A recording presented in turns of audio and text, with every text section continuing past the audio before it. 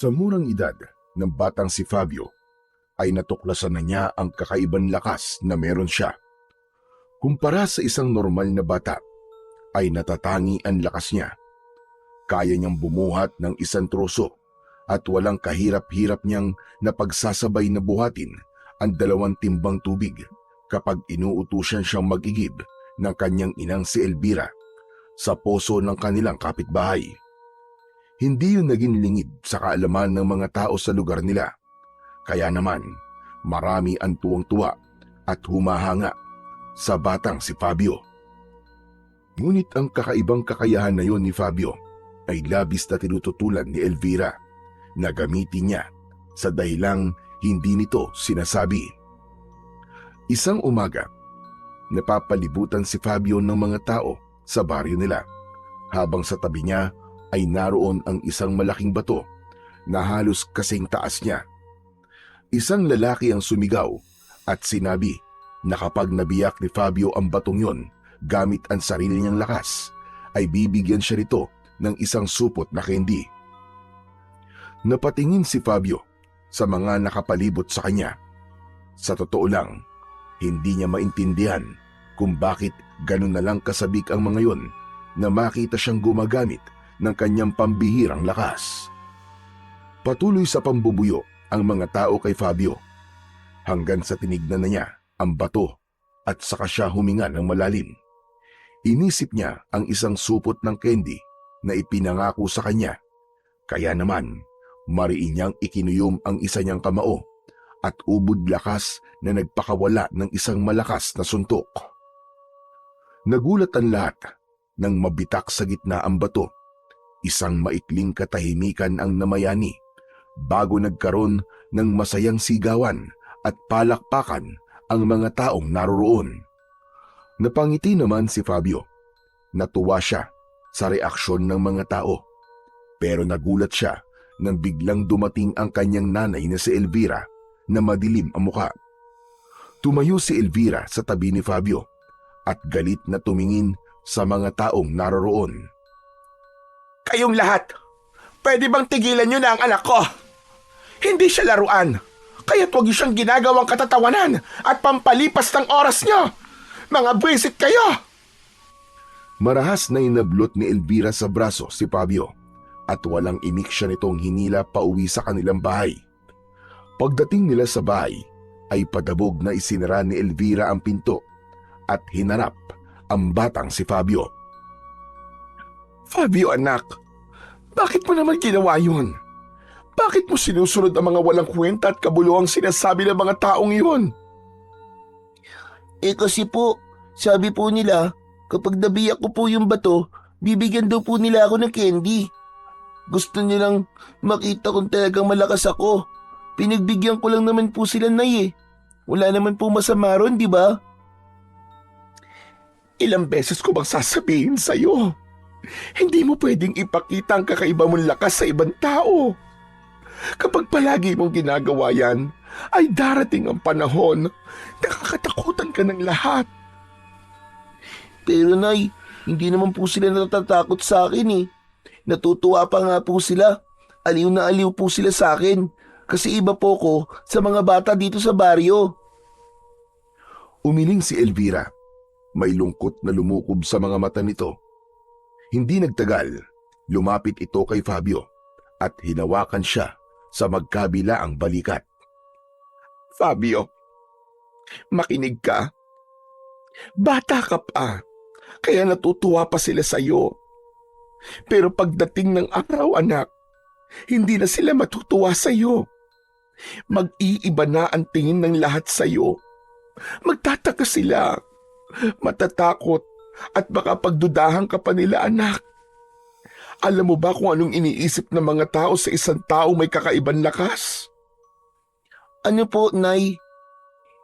Iniisip nila na gumagamit ito ng kapangyarihang itim. At kapag ganun ang iniisip nila, ay magagalit at matatakot na silang lahat sa iyo, anak.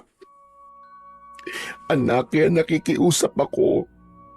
Simula ngayon, pinagbabawalan na kitang gamitin ang kakaibang lakas sa kahit na anong bagay. Nagkakaintindihan ba tayo, Fabio?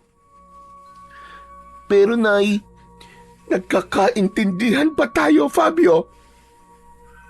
Mangako ka sa akin, anak, na hindi mo nagagamitin ang kakaiba mong lakas na yan. opo, nangangako po ko. Labag man sa kalooban, ay pumayag na lamang si Fabio sa gustong mangyari ng nanay niya.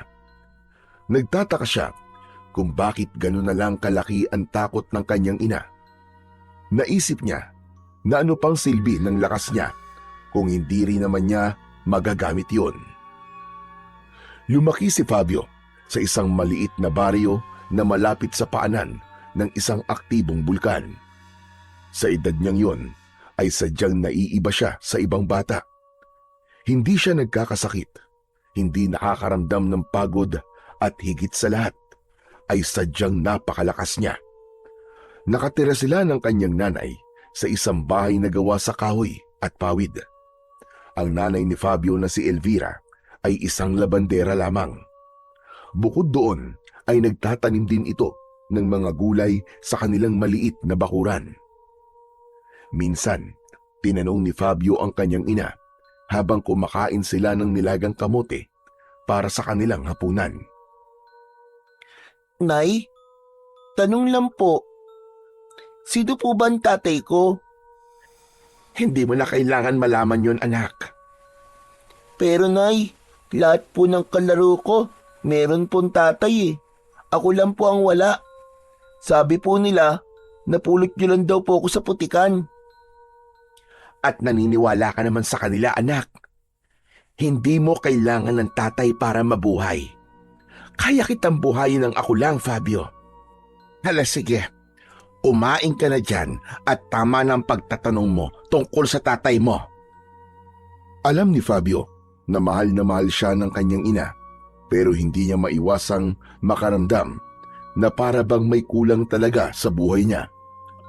Sa tuwing makikita niya ang ibang bata na naglalaro kasama ang mga tatay ng mga ito, ay may bahagi ng kanyang puso na humihiling na sana ay meron din siyang kalaro na tatay.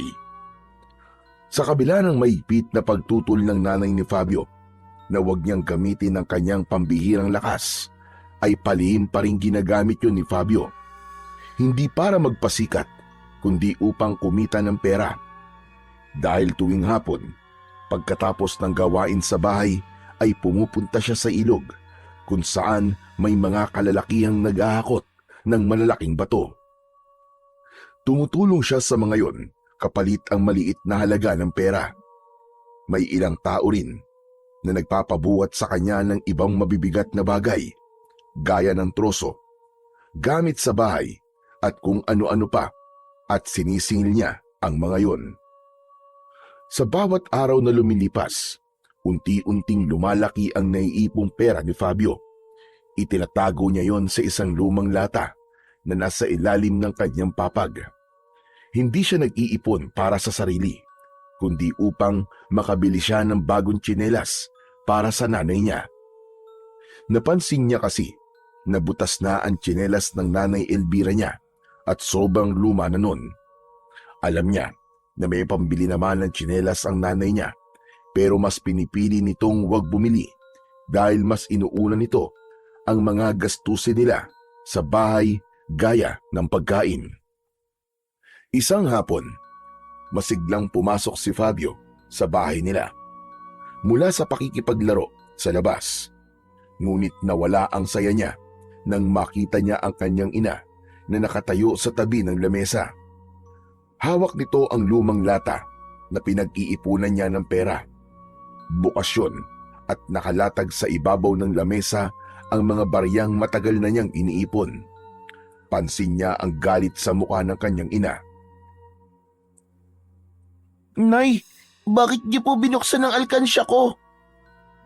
Fabio, sabihin mo, saan galing ang mga pera na ito? Nanuyo ang lalamunan ni Fabio. Alam niyang wala na siyang ligtas. Hindi niya inakalang matutuklasan ng kanyang ina ang kanyang sikreto bago pa niya ito maibili ng bagong tsinelas. Nay, nag-iipon lang po kasi ako eh. Paano ka makakapag-ipon ng pera? Wala ka pang pasok sa eskwela, kaya hindi kita binibigyan ng baon. Saan ka kumukuha ng pera, Fabio? Napayuko si Fabio. Hindi niya alam kung paano sasagutin ang tanong ng kanyang ina. Alam niyang hindi siya marunong magsinungaling, pero nag-isip pa rin siya ng dahilan na hindi siya mapapagalitan ng kanyang ina. Wag na wag kang magsisinungaling sa akin, Fabio. Hindi kita tinuruan na maging sinungaling. Sabihin mo sa akin ang totoo. Saan galing ang mga bariyang ito? Nay, ang totoo po, nagtatrabaho po ako. May mga tao pong nagbabayad sa akin para tumulong po sa pagbubuhat ng mga bato sa ilog. Ginagamit mo na naman ang lakas mo. Nang marinig ni Elvira ang pag-amin ni Fabio, ay lalo itong nag-apoy sa galit. Hindi na nito napigilan ang sarili at agad nitong kinuha ang isang patpat na nakasandal sa dingding at lumapit kay Fabio. Ilang beses ko ba sinasabi sa'yo na huwag mong gagamitin ang lakas mo, Fabio? Napakatigas ng iyong ulo. Bago pa makatakbo si Fabio, ay bumagsak na ang unang palo sa kanyang braso.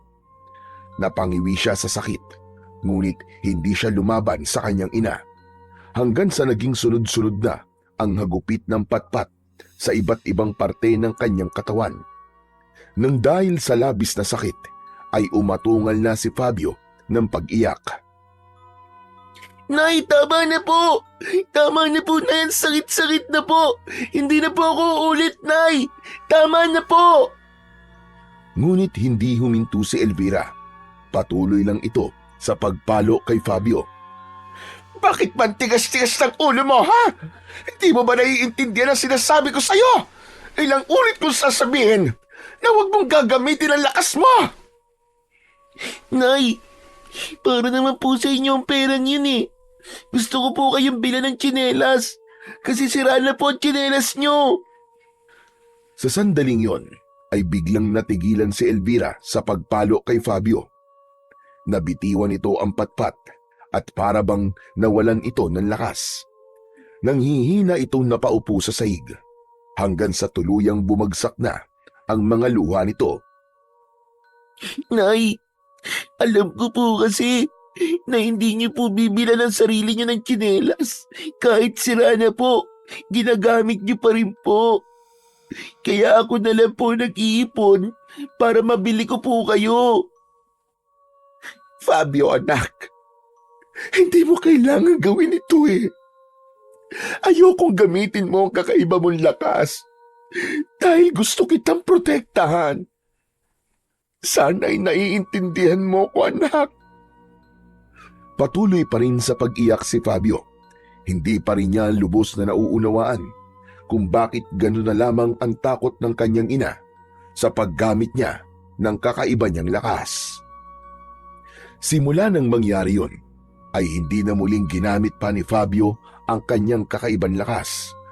Kahit pa may mga pagkakataong gusto niyang ipakita yon, ay mas pinili niyang pigilan ang sarili. Ayaw niyang masaktan ulit at ayaw niya nang magalit ulit ang nanay niya sa kanya. Lumipas ang mga taon. Mula sa isang batang masigla at mahilig makipaglaro, ay naging isang responsableng binata na si Fabio. 12 taon ang lumipas at wala na siyang ibang inaatupag kundi ang pagtulong sa kanyang ina. Maagang bumangon si Fabio upang tumulong sa pagtatanim ng gulay sa kanilang maliit na lupain sa likod ng bahay. Siya ang nagbubungkal ng lupa, nagdidilig ng mga tanim at nag-aalaga sa mga hayop na nagbibigay sa kanila ng kabuhayan. Ang kanyang ina naman ang nag-aayos ng aning gulay. Inilalagay nito ang mga gulay sa bilao at inihahanda para ipagbenta. Sa umaga ay naglalakad si Fabio sa kanilang baryo na bitbit ang bilao ng sariwang gulay. Kilala na siya ng mga tao roon bilang isang masipag at mabait na binata na laging may ngiti sa labi habang nag-aalok ng mga paninda niyang gulay. Isang gabi, magkasalong kumakain ng hapunan sina Fabio at Elvira. Ginisang gulay at tuyo ang kanilang ulam. Karaniwang ganoon ang kanilang hapunan, pero para kay Fabio ay ayos na ang ganoon kesa sa wala silang makain na mag-ina. Habang kumakain ay panay ang sulyap ni Fabio sa kanyang ina dahil may nais siyang sabihin dito, ngunit kulang siya sa lakas ng loob. Hindi nagtagal ay nagsalita na siya dahil alam niya na dadalhin niya yon hanggang sa kanyang pagtulog. Nay, may gusto po sana akong sabihin sa inyo eh. Matagal ko na po kasing iniisip to. Nay, ano po kasi, gusto ko po sanang mag-aral ng kolehiyo. Kahit 2 taong kurso lang po. Kahit po vocational. Basta may mapasukan po akong trabaho balang araw. Fabio anak, alam mo namang wala pa tayong pera para sa ganyan. Ang kinikita natin sa gulay ay sakto lamang sa pang-araw-araw natin. Paano natin pagkakasyahin yon kung mag-aaral ka pa sa kolehiyo? Napayuko na lang si Fabio. Alam niyang yon ang isasagot ng kanyang ina, pero hindi pa rin siya nawalan ng pag-asa. Nay, meron po palang perya sa bayan ngayon. Nakita ko po kanina sa may palengke, yung mga tarpaulin po nila. May mga nagpapalabas daw puro ng mga taong may kakaibang kakayahan. Mga malalakas, malalambot ang buto, o kaya yung mga parang hindi normal ang katawan. Naalala ko lang po, Nay. Ano po kaya kung subukan ko po magtrabaho ron? Hindi po ba nung bata po ko ay meron po akong kakaibang lakas? Baka magamit ko po yun, Nay, para kumita po ng pera at makapag-ipon para po sa pag-aaral ko. Fabio, hinding-hindi mo kailangan gawin yan. Ano sa tingin mo mangyayari kung ipapakita mo ulit sa mga tao ang kakaiba mong lakas? Papalakpakan ka? Hahangaan ka? Hindi. Gagawin lang nilang katatawanan ang sarili mo. Tatawagin kang halimaw. Napakuyom ang mga kamao ni Fabio dahil sa sinabi ng kanyang ina. Pero Nay, maganda naman po ang intensyon ko sa paggamit ko ng kakaiba kong lakas eh. Hindi naman po ako magnanakaw o mga argabyado ng ibang tao. Gusto ko lang po talagang makapag-aral, Nay. At kung ang paraan lang po para magawa ko yun ay gamitin ang lakas ko, ay bakit hindi ko po pwedeng gawin yun? Matagal mo nang hindi ginagamit ang kakaiba mong lakas, Fabio. At gusto kong habang buhay mo lang gawin yan. Hindi mo kailangan ipakita yan sa kahit na sino. Napatingin si Fabio sa kanyang ina. Nakita niya ang takot sa mga mata nito. Isang takot na hanggang sa oras na yun ay hindi niya lubos maunawaan. Para bang may nakikita itong panganib na hindi niya nakikita. Nang gabing yun, hindi na muling nagsalita pa si Fabio tungkol sa kanyang pangarap na makapagpatuloy sa pag-aaral dahil alam niya na palagi na lang siyang kokontrahin ng kanyang ina. Isang umaga na matindi ang sikat ng araw, basa na ng pawis ang damit ni Fabio. Abala sila ng kanyang nanay sa pagtatanim ng mga bagong binhi ng gulay sa kanilang taniman. Habang inaayos ni Fabio ang isang hanay ng tanim, ay nagsalita si Elvira nang hindi tumitingin sa anak. Narinig mo na ba ang balita sa kabilang baryo? Hindi pa, Nay. Bakit po? Ano po bang nangyari sa kabilang baryo? May nahuli na naman po ba ng asawa na nangangaliwa? O may nag-away dahil po sa chismis? Wala sa mga sinabi mo. May mga umaataking aswang daw doon, anak. Ilang gabi nang may nawawalang tao. Yung iba naman, natatagpuan nga pero patay na.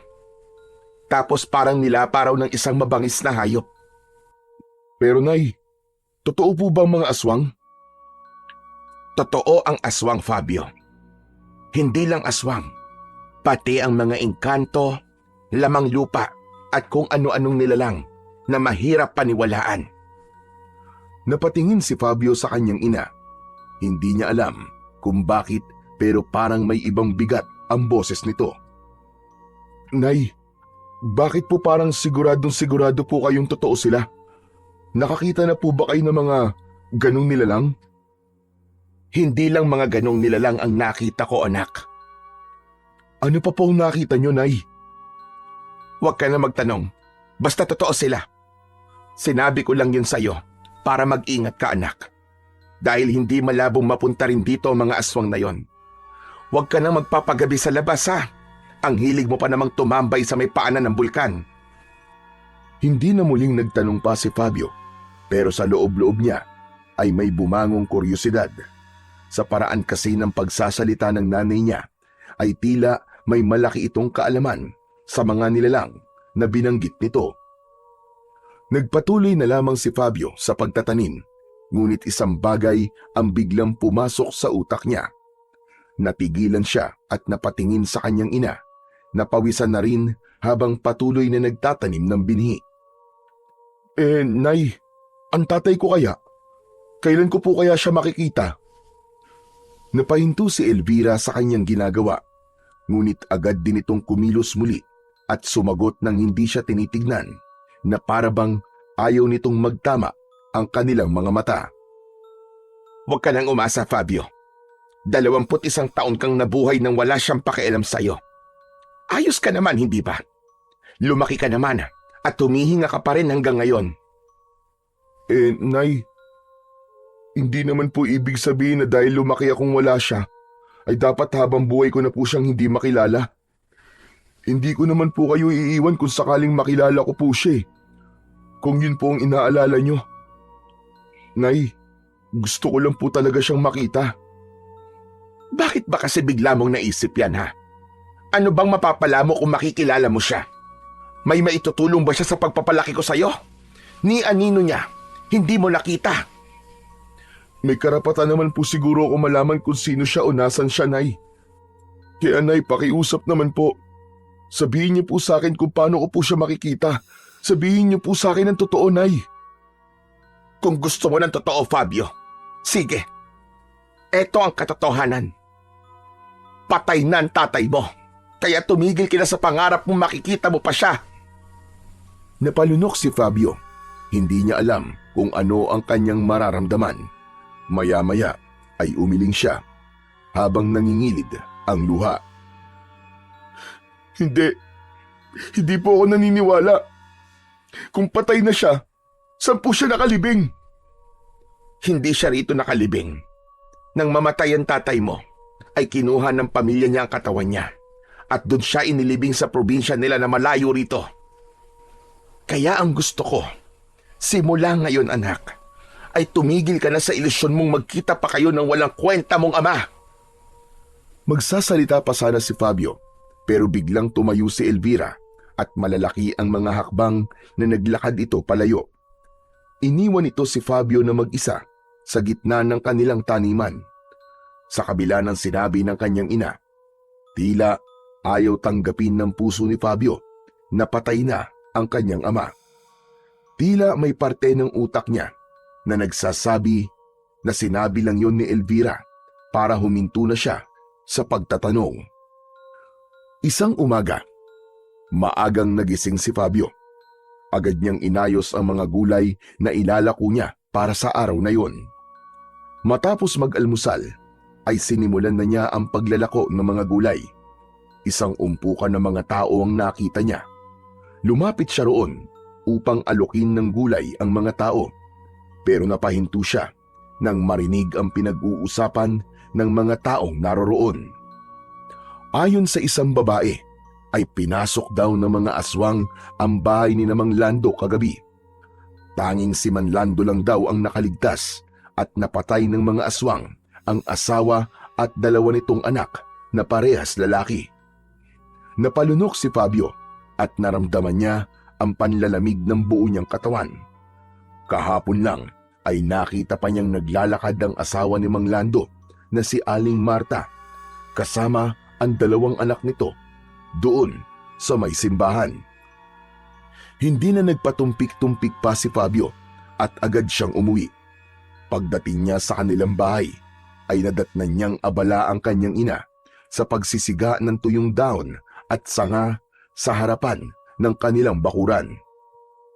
"Oh, Fabio anak, ano't bumalik ka kagad nang hindi ka yata nakakabenta? May nakalimutan ka ba?" Nay, totoo nga pong sinabi nyo na darating po ang araw na mapupunta po dito sa baryo natin ang mga aswang. "Anong ibig mong sabihin, anak?" Nay, narinig ko po dun po sa kwentuhan ng mga tao na pinasok daw po ng mga aswang ang bahay ni Mang Lando. Tapos, si Mang Lando lang daw po ang nabuhay. Diyos ko, mabagin langit. Nakakakilabot naman yan, anak. Kaya nga't simulat sa pool, sinasabi ko na sa iyo, Fabio, wag na wag kang lalabas tuwing gabi. Wag kang tatambay sa kung saan-saan. Dahil hindi natin alam kung sino ang susunod nilang magiging biktima. Napatingin si Fabio sa paligid. Sa kauna-unahang pagkakataon ay nakaramdam siya ng takot sa baryo kung saan siya isinilang at lumaki. Pakiramdam niya tuloy, simula sa araw na yon, ay hindi na magiging normal ang kanilang mga gabi. Natakot siya na baka sa mga susunod na gabi ay bahay naman nila ang pasukin ng mga aswang na kumitil sa buhay ng pamilya ni Mang Lando. Mula nang umatake ang mga aswang sa pamilya ni Mang Lando, ay nagsimula na ang lagim sa baryo ni na Fabio. Halos gabi-gabi ay may mga bahay na bigla na lang pinapasok ng mga aswang. Sa umaga naman ay may bangkay na nakikita na gutay-gutay ang katawan at halos wala ng dugo. Dahil sa matinding takot, nagdesisyon ang mga taga-baryo na gumawa ng iba't ibang paraan upang protektahan ang kani-kanilang mga sarili. Isa sa mga pinakakaraniwang paniniwala ay ang asin na pinaniniwala ang kinatatakutan ng mga aswang. Kaya bago dumilim ay makikita ang bawat pamilya na naghahagis ng asin sa paligid ng kani-kanilang mga bahay. At maging sa bintana at pintuan ay naglalagay ang mga ito. Nagsimula yung isang malawakang ritual na isinasagawa tuwing palubog na ang araw. Hindi rin naging kampante sina Fabio at Aling Elvira. Matapos makarinig ng usap-usapan sa bayan na ang buntot ng pagi ay mabisang pantaboy ng aswang, ay agad na bumili si Aling Elvira ng isa. Isinabit nito ang buntot ng pagi sa pintuan ng kanilang bahay, katabi ng bawang at isang lumang krus na yari sa kahoy. Kahit papano, siguro naman ay hindi na tayo papasukin ng mga halimaw na yon. Nakakatakot na talaga rito sa baryo natin, anak. Kung may ibang lugar lang sana tayong mapupuntahan, ay doon na tayo. Pero wala. Sana nga, Nay, gumana yan. Kasi kung makakapasok pa po sila rito, ay sayang naman po ang binili niyong buntot ng pagi kung wala naman palang epekto. Walang kaso ang gumastos, anak, kung buhay naman natin ang nakasalalay. Habang tinititigan ni Fabio ang buntot ng pagi na nakalaylay sa pinto, ay hindi niya maiwasang magtanong sa sarili kung hanggang kailan sila mabubuhay nang ganun na palaging nangangamba at natatakot sa tuwing sasapit ang gabi. Hindi na rin niya mabilang kung ilang gabi na siyang hindi makatulog ng maayos dahil sa tuwing ipipikit niya ang kanyang mga mata ay naiisip niya na baka may aswang sa labas ng bahay nila at kailangan niyang wag matulog para masiguro ang kaligtasan nilang mag-ina. Kinagabihan, tahimik ang buong baryo sa loob ng bahay ni na Fabio at mahimbing siyang natutulog habang nasa tabi niya ang kanyang ina. Kapwa sila pagod dahil sa maghapong pagtatanim ng mga gulay. Ngunit ang katahimikan ay biglang nagambala ng malalakas na sigawan mula sa labas. Nagising si Fabio sa malakas na sigaw mula sa kanilang kapitbahay. Bumangon siya at tumingin sa kanyang ina na nagising din.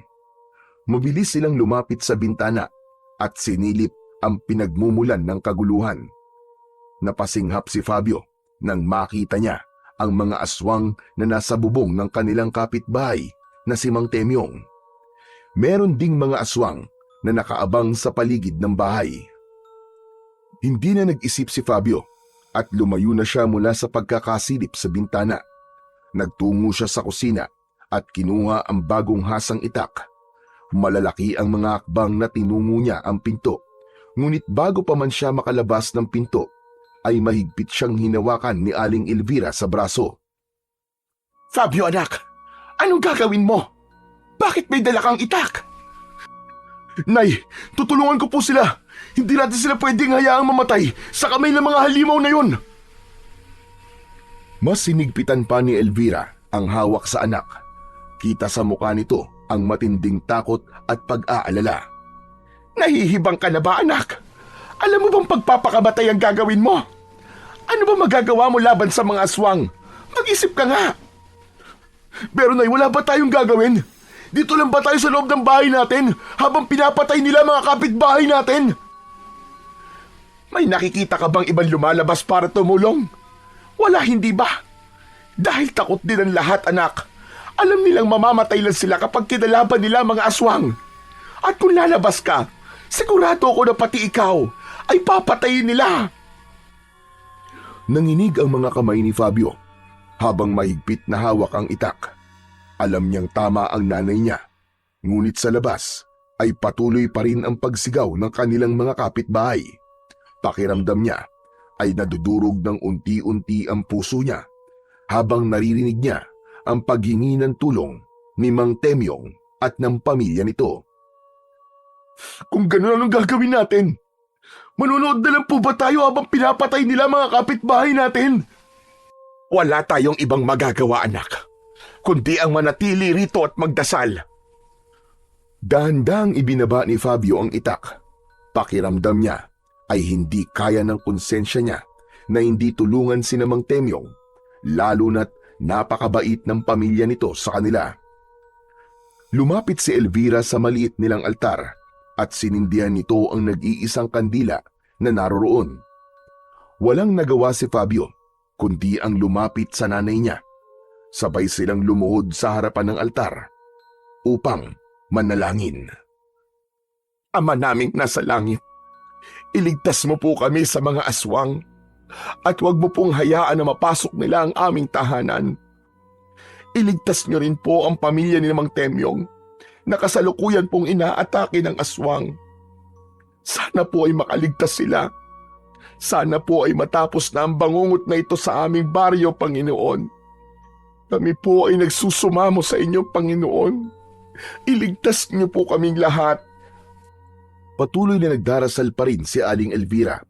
Ngunit kahit na anumang pilit ni Fabio na ituon ng isip sa panalangin, ay hindi niya magawang baliwalain ang mga sigaw na nagmumula sa bahay ni Mang Temyong. Pinilit niyang ipikit ang kanyang mga mata at pilit niyang itinuon ang atensyon sa pakikinig sa boses ng kanyang ina na paulit-ulit na bumibigkas ng panalangin. Ngunit habang lumilipas ang bawat segundo, mas lalo lamang naninindig ang balahibo ni Fabio. Mas lalong bumibigat ang kanyang dibdib. Para bang may isang tinig na bumubulong sa kanya na nagsasabing hindi siya maaaring manatili roon at walang ginagawa. Hanggang sa hindi na talaga napigilan ni Fabio ang sarili at mabilis siyang tumayo mula sa pagkakaluhod. Mabilis niyang kinuha ang itak, pero nang palabas na siya ng pinto ay humarang kagad sa kanya si Aling Elvira. Fabio, bakit ba hindi ka marunong makinig sa akin? Nay, hindi ko kayang walang gawin. Hindi ko kayang hayaan lang si Mang Temyong na patayin ng mga aswang. At anong magagawa mo laban sa mga aswang, anak? Gusto mo rin bang mamatay? Huminga ng malalim si Fabio. Alam niyang pagsasayang ng oras o magpapaliwanag pa siya sa kanyang ina. Magpatuloy na lang po kayo sa pagdarasal, Nay. Ipagdasal niyo po na manalo po ako sa mga aswang at makauwi ako ng buhay dito. Hindi, Fabio. Hindi ka lalabas ng bahay. Dito ka lang. Nanay mo ko at ako ang susundin mo. Ngunit hindi na ito pinakinggan ni Fabio. Agad lumabas ng kanilang bahay habang mahigpit na hawak ang itak. Fabio! Fabio, bumalik ka rito! Fabio! Pero hindi na lumingon pa si Fabio sa kanyang ina. Hindi na siya maaaring umatras. Habang patuloy ang sigawan sa bahay ni Mang Temyong, ay naisip niyang panahon na para ipakita kung sino siya at kung ano ang kaya niyang gawin. Mabilis na naglakad si Fabio papunta sa harapan ng bahay ni Temyong. Naririnig pa rin niya ang mga sigaw ng mag-anak mula sa loob na halos mawalan na ng pag-asa. Alam niyang wala nang ibang tutulong sa mga ito kung hindi siya. Nang makalapit si Fabio sa bahay ni Temyong ay agad niyang napansin ang dalawang nilalang na nakadapa sa bubungan ng bahay. Ang kanilang mga mata ay pula at ang mahahabang kuko ng mga yon ay nakaumang sa bubong na tila anumang sandali ay handa ng sumalakay ang mga yon. Sa magkabila ang gilid naman ng bahay ay may dalawa pang aswang na nag-aabang. "Hoy! Mga pangit na aswang! Ako ang harapin nyo! Bumaba kayo dyan!" Napalingon ng 4 na aswang kay Fabio. Napangisi ang isa at lumabas ang dila nito na parang ahas. At sa isang iglap ay magkakasabay na sumalakay ang 4 na aswang kay Fabio. Mabilis na umatras si Fabio. Ang dalawang aswang mula sa bubong ay sumugod mula sa itaas, habang ang dalawa naman ay parang mga aso na naglalakad papunta sa kanya gamit ang mga paa at kamay ng mga ito. Nagawang iwasan ni Fabio ang naunang aswang na sumugod mula sa harapan niya at agad niya itong tinaga sa likod. Narinig niya ang matinis na sigaw ng aswang nang bumaon ang talim ng itak sa laman nito. Agad niyang ibinaon ng itak sa dibdib ng aswang na agad nitong ikinamatay. Napasigaw sa gulat si Fabio nang may sumunggab sa kanyang likuran. Siniko niya ito ng malakas sa tagiliran at bumagsak ito sa lupa. Mabilis siyang lumingon at hinawakan niya ito sa leeg gamit ang isang kamay. Habang hawak ni Fabio ang aswang ay may naramdaman siyang kakaiba. Nang dumikit ang balat niya sa halimaw ay napasigaw ito at naramdaman niyang umiinit ang palad niya. Nagpumiglas ang aswang na parabang napapaso ito sa palad ni Fabio. Labis na nagimbal si Fabio sa kanyang natuklasan, pero wala siyang oras para mag-isip. Isa pang aswang ang biglang sumunggab sa kanya mula sa kaliwa. Nakabuka ang bibig nito ng malaki at handa na siyang sagpangin. Mabilis siyang umiwas at iniharang niya ang aswang na hawak niya. Tumama rito ang aswang na susunggab sana sa kanya. Mabilis niyang tinapos ang buhay ng dalawang aswang gamit ang kanyang matalas na itak. Parehas niyang nilaslas ang leeg ng mga yon. May pagtatakang tinignan ni Fabio ang mga palad niya. Ramdam niya pa rin ang init na nagmumula roon. Kaya nang umatake ang natitirang aswang, ay hinawakan niya ang muka nito at nangisay ito habang sumisigaw. Sinamantala niya ang pagkakataon na yon at paulit-ulit niyang sinaksak sa tiyan ang aswang hanggang sa binawian na yon ng buhay. "Ha! Mga siraulo kayo! Mga anak kayo ng teteng! Wala pala kayong binatbat sa akin eh! Ang hihina niyo pala eh! Partida pa yan ha! 4 kayo! Mag-isa lang ako!" Hingal na hingal si Fabio. Ang paligid ay nabalot ng dugo mula sa mga aswang, hanggang sa naramdaman niya ang mga matang nakatingin sa kanya. Nang lumingon siya, ay nakita niya ang mga tao na nakasilip sa bintana ng kani-kanilang mga bahay. Meron ding mga nakadungaw sa mga pintuan. Tila hindi makapaniwala ang mga yon sa ginawa ni Fabio. Napayuko si Fabio at mabilis siyang naglakad pabalik sa bahay nila. Puno ng dugo ang katawan at damit niya mula sa mga aswang. Ngunit sa kabila ng matinding laban, ni isang galos ay wala siyang nakuha. Pagkapasok ni Fabio sa bahay nila, ay bumungad kagad sa kanya ang malamig at matalim na tingin ng kanyang ina na si Aling Elvira. Hindi ito kumikibo, ngunit ramdam niya ang bigat ng tingin nito sa kanya. Sana masaya ka sa ginawa mo, Fabio. "Ano bang dapat kong maramdaman, Nay? Hindi ba dapat masaya po ako kasi nailigtas ko si Mang Temyong at napatay ko pa ang 4 na aswang?" Oo nga, napatay mo nga sila. Pero ginamit mo naman ang kakaiba mong lakas. Hindi ba? Bata ka pa lang ay pinagbawalan na kitang gamitin yan sa kahit na anong paraan. Napakatigas talaga ng ulo mo. At ano naman po masama ron, Nay? Hindi ba dapat nating ipagpasalamat na kaya kong lumaban sa mga halimaw na yun?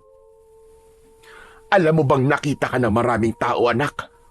Alam mo bang nagtataka na naman sila kung bakit napakalakas mo, Fabio? Bakit ba ang iniisip niyo, Nay, ay ang sasabihin ng ibang tao? Hindi ba dapat masaya kayo na may nailigtas akong buhay? Napatingin sa kanya si Aling Elvira. Ngunit hindi ito sumagot. Pero oo nga, Nay. Gusto kong malaman. Bakit nga ba ako malakas? Alam kong alam niyo po ang sagot sa tanong kong ito. Bata pa lang po ako ay ganito na ako. Hindi niyo man lang sinubukang ipaliwanag sa akin kung bakit ako kakaiba. Ngayon, Nay, panahon na po siguro. Sabihin niyo po sa akin. Bakit nga ba, Nay? Bakit ako malakas? Nanatiling tahimik si Aling Elvira. Halata sa mukha nito na may gusto itong sabihin. Ngunit sa huli ay napabuntong hininga na lamang ito at tumalikod. Tinawag ito ni Fabio pero hindi siya nito nilingon at diretso itong pumasok sa kanilang kwarto sabay sarado ng pinto. Napakuyom ng kamao si Fabio. Alam niyang may hindi sinasabi sa kanya ang nanay niya. Ramdam niyang alam nito kung bakit bata pa lang siya ay taglay na niya ang kakaibang lakas na yon. Kinaumagahan sa almusal ay walang imikan sina Fabio at Aling Elvira. Palihim na sinusulyapan ni Fabio ang kanyang ina at nakita niyang nakayuko ito at tila walang balak na makipag-usap. Napabuntong hininga siya. Alam niyang hindi pa rin ito nagustuhan ang ginawa niyang pakikipaglaban sa mga aswang. Nabasag ang katahimikan sa katok sa kanilang pinto. Tumayo si Fabio at binuksan niya ito. Bumungad sa kanya si Mang Temyong na may dalang dalawang plastik na may laman na mga isda at karne ng baboy. Fabio, tanggapin mo sana ito. Alam kong hindi sapat ang mga ito para tumbasan ang ginawa mong pagliligtas sa amin. Pero ito lang kasi ang kaya naming ibigay sa iyo, kapalit ng ginawa mo para sa akin at sa aking pamilya. Aba, Mang Temyong, hindi niyo na po kailangan gawin to. Hindi po ako humihingi ng kapalit sa pagtulong ko po sa inyo kagabi. Bukal po sa loob kong ginawa kong yun. Fabio, hayaan mo na ako sa pagbibigay ko ng mga ito sa iyo. Kung hindi dahil sa iyo, baka wala na kami ng pamilya ko ngayon. Utang namin sa iyo ang buhay namin. Sa narinig na yon, ay gumaan ng gusto ang pakiramdam ni Fabio. Noon lang siya nakatanggap ng ganong klaseng pagpapahalaga.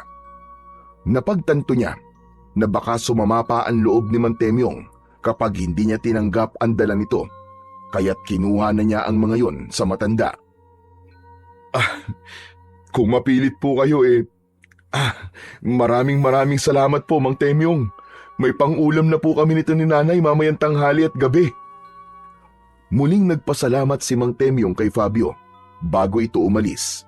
Sinundan niya ng tingin ang papalayong matanda. Kusang sumilay ang matamis na ngiti sa kanyang labi. Hindi nagtagal ay bumalik na si Fabio sa pagkainan para ituloy ang pag-aalmusal.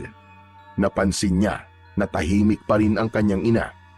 Hindi man lang ito tumitingin sa kanya, pero ipinagdasal niya na sana ay magbago na ang damdamin ng nanay niya sa paggamit niya ng kakaiba niyang kakayahan matapos nitong marinig ang mga sinabi ni Mang Temyong sa kanya kanina. Sa mga sumunod na gabi ay patuloy na lumaban si Fabio sa mga aswang na sumasalakay sa kanilang baryo. Nilabanan niya at pinatay ang mga aswang na umaatake sa kanilang baryo at sa mga tao. Hindi na siya pinigilan pa ni Aling Elvira, ngunit ramdam niyang hindi pa rin ito sang-ayon sa ginagawa niya. Sa bawat laban na kinakaharap niya, lalong lumalakas ang loob ni Fabio at mas lalo pa siyang lumalakas. Dahil sa kabayanihan ni Fabio ay hinangaan siya ng mga tao. Halos araw-araw ay may nag-aabot sa kanila ng pagkain, pera at iba't ibang bagay bilang pasasalamat. Palagi rin niyang naririnig ang mga papuri tungkol sa kanyang katapangan. Kalaunan, kinilala ng kanilang kapitan ang kanyang ginagawa at pinarangalan pa siya sa harap ng buong baryo. Bukod sa pera na ibinigay sa kanya ng kapitan nila, ay kinausap din siya nito upang pangunahan niya ang pagsasanay sa ilang kalalakihang nais din lumaban sa mga aswang. Isang gabi na kumakain ng hapunan sina Fabio at Aling Elvira. Sa mga nakalipas na araw ay nasanay na si Fabio sa hindi pagpansin at pag-imik ng nanay niya sa kanya. Ngunit sa gabing yon ay labis siyang nagulat nang bigla siyang kinausap ng kanyang ina. Fabio anak, ang totoo, natutuwa ako sa mga papuring natatanggap mo mula sa ating mga kababaryo. Ang daming nagsasabi sa akin na ang swerte ko kasi ikaw ang anak ko. Bilang nanay mo, gusto kong malaman mo anak na sobra kitang ipinagmamalaki. Napahinto si Fabio sa pagsubo ng pagkain at napatingin ito kay Aling Elvira. Nagulat siya dahil hindi niya inasahan ang mga salitang yon mula rito. Isang mainit na pakiramdam ang bumalot sa kanya at unti-unting gumuhit ang isang ngiti sa kanyang labi. Nay, salamat po. Hindi niyo po alam, Nay, kung gaano po ako kasaya na malaman po na proud po pala kayo sa akin. Ang akala ko po kasi ay wala lang po sa inyo ang mga ginagawa ko para sa baryo natin. Hindi na ako tututol sa pakikipaglaban mo sa mga aswang anak. Nakita ko kasi na kailangan ng baryo natin ang kagaya mo. At ngayon, nauunawaan ko na rin kung bakit ka may pambihirang lakas. Yun ay dahil magagamit mo pala yon sa tamang paraan para ipagtanggol ang mga tao laban sa mga aswang. Yan din po ang naisip ko, Nay. Kung may kakaiba po akong kakayahan, dapat ay gamitin ko po ito para sa ikabubuti ng iba. Hindi po ako natatakot sa mga aswang. Kaya ako na po lumalaban sa kanila. At alam niyo po ba, Nay, hindi ko po nararamdaman na kinakatakutan po ako ng mga tao dahil sa lakas ko. Sa halip, hinahangaan pa po nila ako. Ngumiti si Aling Elvira, ngunit agad din yung nawala. Napansin naman ni Fabio ang malalim na paghinga ng kanyang ina na para bang may nais pa itong sabihin sa kanya.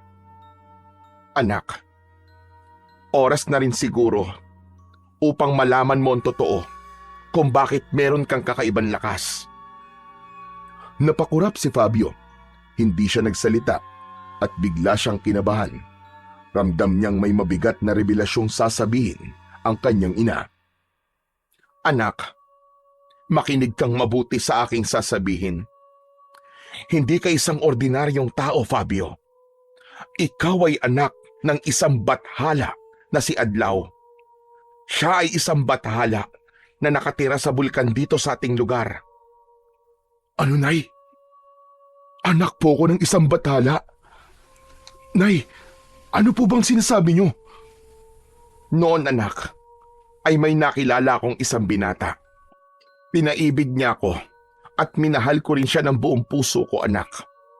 Ngunit nang mabuntis niya ako, ay sa kanya sinabi sa akin kung sino talaga siya.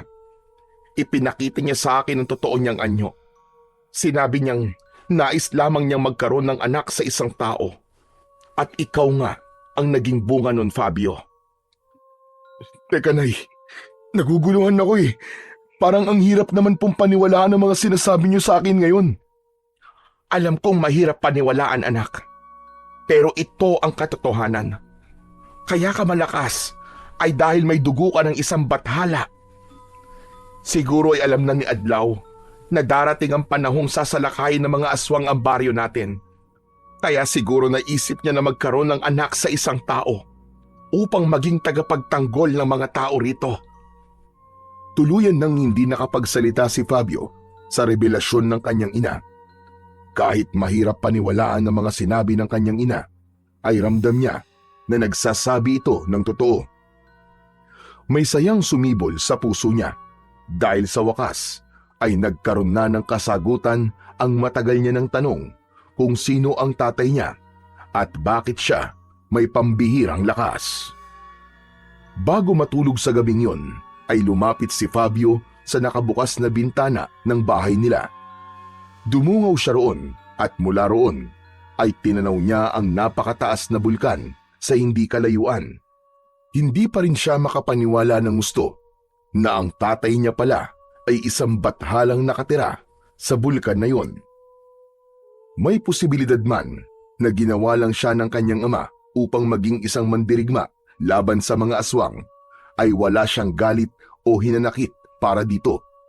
Bagkus, nauunawaan na niya ang lahat matapos ang naging pag-uusap nila ng kanyang ina. Napabuntong hininga si Fabio, saka pabulong na nagsalita habang nakatanaw sa bulkan. Hindi kita personal na nakilala, Ama. Pero salamat po sa buhay at lakas na ibinigay niyo po sa akin. Huwag po kayo mag-alala, kasi ginagamit ko po ang ibinigay niyo sa akin para ipagtanggol ang mga tao dito sa baryo namin.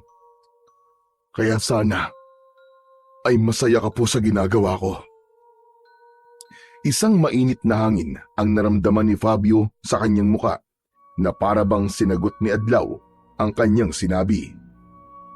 Fabio anak, matulog ka na. Mukhang wala namang aswang nasasalakay ngayong gabi. Hindi nagsalita si Fabio. Umalis siya sa pagkakadungaw sa bintana at sinarado na yon. Nagtungo na siya sa papag at humiga na siya upang matulog. Simula nang matuklasan ni Fabio ang kanyang tunay na pinagmulan, ay unti-unting nagbago ang tingin niya sa kanyang sarili.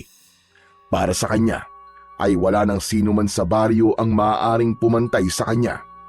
Ang lakas at bilis na taglay niya ay patunay na siya ay nilikha para mas maging mataas sa kahit na sino man. At habang patuloy ang mga papuri ng mga tao sa kanya, ay lalo namang lumalim ang paniniwala niyang mas mataas ang kanyang halaga kesa sa iba. Sa pagsisimula ni Fabio ng pagsasanay sa mga kalalakiang nais dumaban din sa mga aswang, ay napansin niya na ang lahat ng mga lalaki ay mahihina. Kaya naman, palaging mainit ang ulo ni Fabio sa mga ito at madalas ay nakakapagbitaw siya ng masasakit na salita. Minsan ay tinatawanan pa niya ang mga ito dahil kahit na anong gawin ng mga ito ay hindi kayang pantayan ng mga ito ang kanyang lakas. Isang tanghali, sa malawak na bakanting lote sa likod ng barangay hall, ay isinasagawa ni Fabio ang matinding pagsasanay sa mga kalalakian sa pakikipaglaban sa mga aswang. Sa ilalim ng tirik na araw, ay pawisan at hingal na ang mga lalaking nasa likuran lang ni Fabio. Lahat ay may hawak na itak at ginagaya ang bawat kilos at galaw na itinuturo ni Fabio. Habang lumilipas ang oras, ay mas lalong tumitindi ang pagod ng karamihan. Nang nilingon ni Fabio ang mga nagsasanay, ay napakunot ang noo niya nang mapansin niya si Mang Temyong na habol ng paghinga at parang mawawalan na ng ulirat. Nanginginig ang mga kamay ng matanda at tila anumang sandali ay bibigay na ang tuhod. Napailing si Fabio. Pinatigil niya ang pagsasanay at lumapit sa matanda. Mang Temyong, mukhang pagod ka na. Bakit ka pa nandito? Hindi niyo na po yata kaya ang ganitong klaseng pagsasanay. Ang mabuti pa po ay umuwi na lang po kayo sa bahay niyo at magtanim na lang ng kamote. Pasensya ka na, Fabio. Iba na talaga kapag tumatanda na. Pero gusto ko lang matutong lumaban. Isa pa, simula nang iligtas mo ang pamilya ko, ay napagtanto ko na hindi dapat hintayin na may sumaklolo sa amin. Gusto kong may magawa rin ako. Napailing si Fabio at pinasadahan ang tingin ng matanda mula ulo hanggang paa. Hindi niya maiwasang mapangisi. Mang Temyong, ikaw na rin ang nagsabi na mahina na ang katawan mo. Hindi niyo na kaya to. Kung mas nahihirapan ang mga mas bata sa inyo, ikaw pa kaya? Kaya kung ako po sa inyo, Uuwi na lang ako at baka bigla ka pang himatayin dito. Magiging abala ka pa sa pagsasanay kapag nangyari yun. Napayuko si Mang Temyong, ngunit hindi ito sumagot. Halata sa mukha nito na labis itong napahiya sa mga sinabi ni Fabio. Pero para kay Fabio ay nagsabi lamang siya ng totoo. Pasensya ka na, Fabio. Siguro nga ay tama ka. Matanda na ako para sa ganitong bagay. Ngunit maraming salamat pa rin sa pagkakataon na hinayaan mo kong makapagsanay sa iyo. Sige, uuwi na ako sa bahay ko upang hindi na ako maging pabigat dito. O sige na po, sige na po. Kung aalis ka, umalis ka na. Sayang lang ang oras ko sa pakikipag-usap sa iyo eh. Bagsak ang balikat na naglakad palayo si Mang Temyong, dala ang itak nito. Tahimik itong pinagmasdan ni Fabio, ngunit wala siyang naramdaman ni katiting na awa o pagsisisi sa mga sinabi niya. Binalingan ni Fabio ang iba pang kalalakihan na kasali sa pagsasanay. Halos lahat ay may takot sa kanilang mga muka at may ilan pang mukhang gusto ng sumunod kay Mang Temyong. Kung hindi nyo kaya ang aking pagsasanay, ay malaya na kayong umalis ngayon din. Hindi ko kailangan ng mga mahihina dito. Walang sumagot, ngunit halata sa kilos ng ilan na gusto na ring umalis ang mga ito, pero marahil ay nahihiya lamang. Walang sino man ang nangahas na magsalita, kaya ipinagpatuloy na ni Fabio ang pagsasanay. Matapos ang pagsasanay para sa araw na yon, ay nakasimangot na umuwi si Fabio sa bahay nila. Umupo agad siya sa mahabang upuan sa sala nila. Hinubad niya ang sando niyang basa sa pawis at basta na lang yung itinapon sa saig. Nay, pakuha nga ako ng tubig. Mula sa kusina ay lumabas si Aling Elvira na may dalang isang baso ng tubig. Inabot nito yon kay Fabio. Nang inumin ni Fabio ang tubig ay napasimangot siya. Wala po bang malamig? Wala anak. Alam mo naman bihira lang na makabili ng yelo dito sa atin eh. Kung meron man ay sa bayan pa. Ay nako, di bali na nga lang. Nakapagluto na ba kayo ng pagkain? Gutom na ako eh. Nagluluto pa lang ako eh. Medyo matagal kasi palambutin yung karne ng baboy na nabili ko. Hindi po ba sabi ko sa inyo ay dapat nakapagluto na kayo sa tuwing uuwi ako galing sa pagsasanay? Alam niyo naman na maghapon ako nagsasanay kasama ang mga lalaking yun eh. Siyempre gutom na gutom ako pag uwi ko rito, Nay. Anak, bakit ba ang init ng ulo mo? Pati ako ay nasisigawan mo na. Natigilan si Fabio. Hindi niya napansin na napataas na pala ang kanyang boses. Pasensya na, Nay. Nainis lang talaga ako eh. Ang hihina kasi ng mga lalaking yun.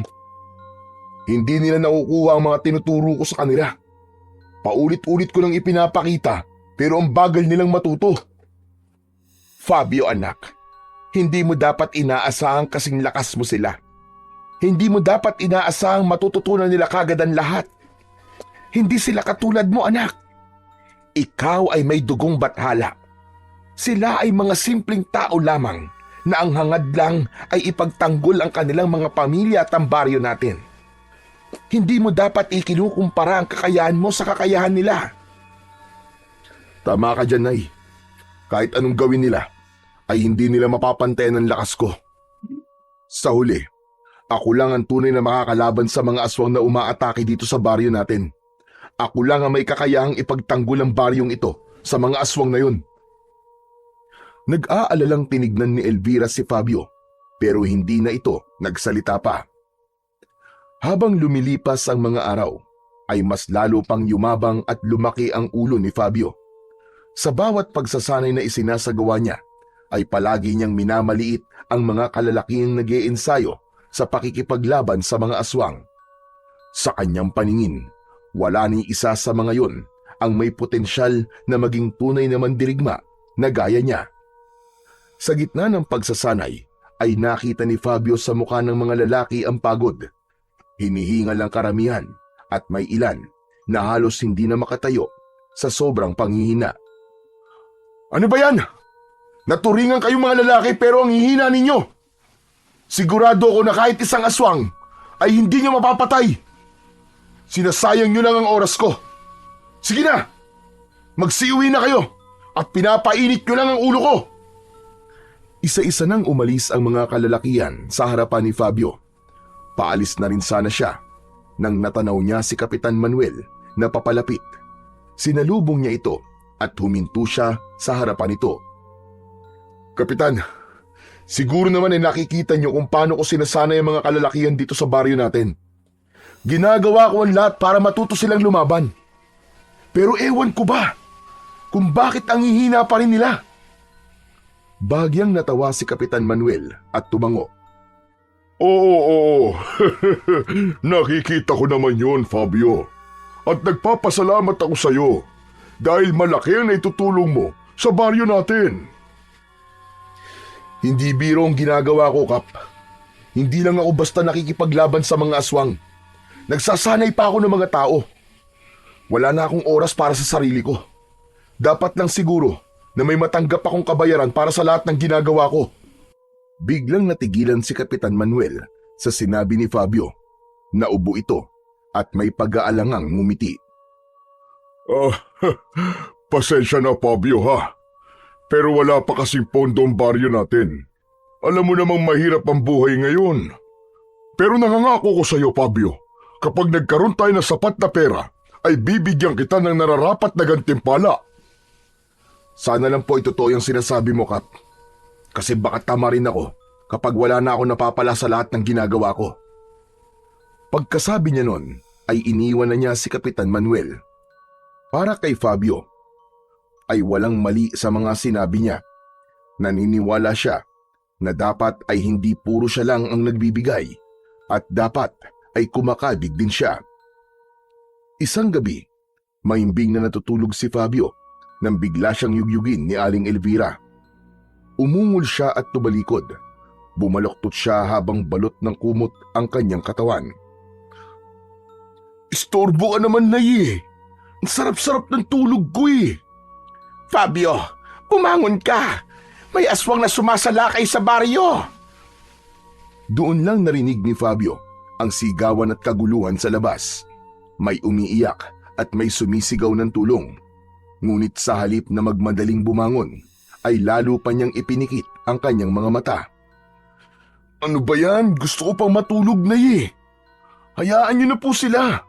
Kaya na nila yun. Fabio, ano ba yung sinasabi mo? May mga taong nangaganib na sa labas. Bumangon ka na dyan. At baka bukas ay puro patay na sumalubong sa atin. Muling niyugyug ni Aling Elvira si Fabio. Hindi na nakatiis si Fabio at bumangon na siya at diretsyong tumingin sa kanyang ina. Hindi po muna ako makikipaglaban sa mga aswang, Nay. At bakit naman? Kasi po, wala pang naibibigay na pera sa akin si Kapitan. Bakit ako lalaban kung wala naman ako napapala, di ba? Fabio, kailan ka pa natutong maningil sa pakikipaglaban mo sa mga aswang? Nay, hindi niyo naiintindihan eh. Lahat sila sa akin na lang umaasa. Ako na lang palagi. Ako ang humaharap sa panganib. Ako ang nagpapakamatay upang makipaglaban sa mga aswang. Ako ang nagsasanay sa mga kalalakihan. Pero wala man lang sila naibibigay na kapalit sa lahat ng ginagawa ko. Nung una meron, oo. Pero ngayon ay wala na. Hindi naman yata patas yun. Napailing si Elvira sa sinabi ng kanyang anak. Hindi ito makapaniwala sa sinabi ni Fabio. Hindi na kita kilala, Fabio. Ang anak kong tumutulong ng walang hinihinging kapalit ay nawala na. Nakakalungkot lang na nilamon ka na ng mga papuri na naririnig mo. Yumabang ka na. Napakataas na ng tingin mo sa iyong sarili. Hindi mo ba naisip na kung hindi ka naging anak ni Adlaw, ay kagaya ka lang namin na nakararamdam ng takot at panghihina? Nagtaka si Fabio nang biglang lumabas ng kwarto ang nanay niya. Nang bumalik ito, ay dala nito ang itak na ginagamit niya sa pakikipaglaban sa mga aswang. Kinuha nito ang isa niyang kamay at pilit na isiniksik doon ang itak. Wala nang nagawa si Fabio kundi hawakan ang itak. Sige na, lumabas ka na ron. Labanan mo na ang mga aswang.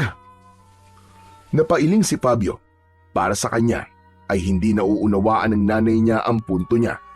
Pero kahit labag sa loob niya ay tumayo na siya at lumabas ng kanilang bahay. Nang makalabas na si Fabio sa bahay nila ay napipilitan niyang hinanap ang aswang na sumasalakay sa baryo nila ng gabing yun. Sumalubong sa kanya ang mga nagkakagulong mga tao at naghahanap ng lugar na mapagtataguan. Hindi nagtagal ay nakita na ni Fabio ang aswang. Sandali siyang natigilan dahil hindi yun gaya ng mga aswang na nauna niyang nakaharap dahil kakaiba ang itsura ng aswang na yun. Matangkad yun at halos doble ang taas sa isang pangkaraniwang tao. Ang payat nitong katawan ay parang butot balat lang, ngunit mahaba ang braso at binti nito. Mas lalo pang nanlaki ang mga mata ni Fabio nang masilayan ang muka ng aswang. Meron yung malalalim na mata na nagliliwanag sa dilim. Ang bibig nito ay napakalaki at ang mga ngipin nito ay sadyang matutulis. Lumapit sa kanya si Mang Temyong na may hawak din na itak. Fabio, hindi pang karaniwan ang aswang na yan. Isa yang tupong-tupong. Ha? Anong tupong-tupong, Mang Temyong? Ang tupong-tupong ay may kakayahang pahabain ang katawan nito. Ang mga braso't binti niyan ay kayang umabot ng ilang metro. Pero ang pinaka nakakatakot sa kanya ay ang bunganga niya na kayang lumulon ng isang buong tao. Sa halip na matakot ay ngumisi lamang si Fabio sa sinabi ng matanda. Wala akong pakialam. Kahit na anong klaseng aswang pa yan, ay kayang-kaya ko yung labanan at patayin. Hinawakan ni Fabio ang itak ng maigpit at humakbang palapit sa tupong-tupong na aswang. Ngunit bago pa man siya makalapit dito, ay biglang sumikip ang kanyang dibdib. Parang may mabigat na nakadagan sa kanya at pinapahirapan siyang huminga. Nanlabo ang paningin niya at naramdaman niyang parang bumigat ang buong katawan niya. Ngunit hindi yun pinansin ni Fabio at sa kabila ng biglang panghihina ay matapang pa rin na lumapit si Fabio sa kakaibang aswang. Hawak ang itak ay sinugod ni Fabio ang tupong-tupong.